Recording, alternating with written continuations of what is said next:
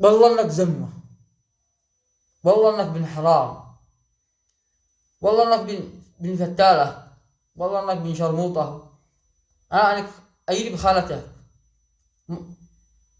باخوك مرة اخوك، عمتك قدت خالة عارة امك يا نتنياهو.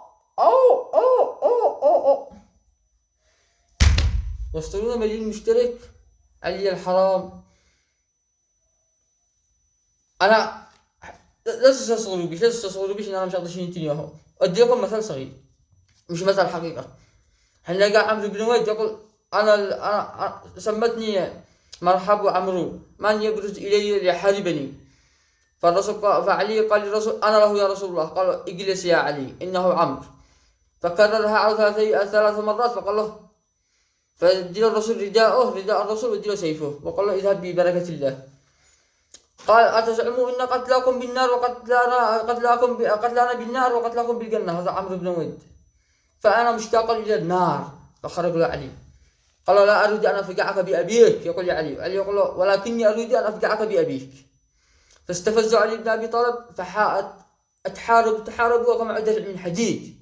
عمرو بن ود اتحاربوا. علي ما ادري ايش من اللي قالوا لما بصر يعني نقطة ضعف.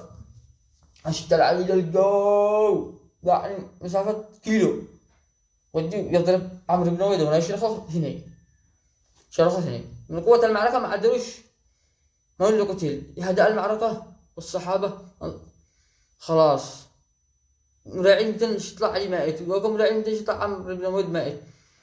فلقى طلع علي بن ابي طالب رافع راس عمرو بن ويد والمسلمين كبروه. تمام. فانا اطلع لكم براس نتنياهو. انا اطلع لكم براس نتنياهو ولا تقلقوش علي ولا اشتد الحرب. انا له عبدت الاوثان لسفاهة رايك، وعبدت محمدا وعبدت رب محمدا بصوابي يا نتنياهو.